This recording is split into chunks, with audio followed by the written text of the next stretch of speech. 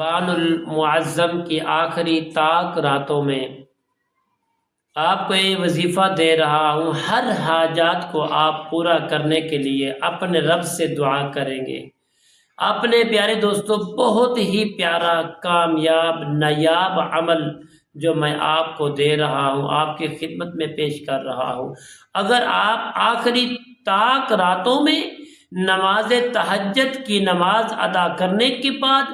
2 رکعت نماز نفل حاجت کے آپ پڑھیں گے، اس طرح پڑھیں گے کہ سورۃ فاتحہ شریف کے بعد سورۃ اخلاص کو 100 مرتبہ پڑھیں گے،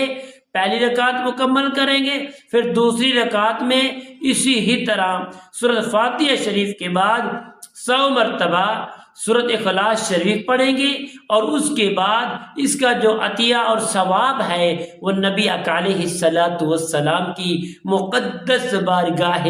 عالیہ میں تحفۃً نذرانۃً عقیدتاً پیش کرو گے۔ پیش کرنے کے بعد آپ نے ایک تسبیح لینی ہے، اس تسبیح کو آپ نے سب سے پہلے 11 مرتبہ درود پاک پڑھ لینا ہے، پھر آپ نے پڑھنا ہے سبوح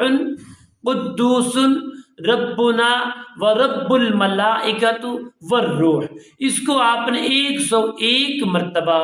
پڑھ کر اپنی جائز مقصد کے لیے اور اپنی جائز حاجات کے لیے، جائز ضروریات کے لیے جب آپ اس کو دعا کریں گے تو انشاءاللہ دعا کے لیے ہاتھ اٹھائیں گے تو اللہ تعالیٰ کے بارگاہ میں گڑ گڑا کے روئیں گے اور اپنی حاجت کو پیش کریں گے انشاءاللہ۔ تہجد کی برکت سے اور حاجت کے 2 نفل کی برکت سے اور سورۃ اخلاص کا جو ایصال ثواب حضور کی بارگاہ میں تحفہ پیش کرو اس کی برکت سے، اور جو یہ آیات کریمہ میں نے آپ کو بتائی ہے اس کی پڑھنے کی برکت سے انشاءاللہ اللہ تعالیٰ آپ کی ہر حاجت کو اپنے بفضل خدا حکم کے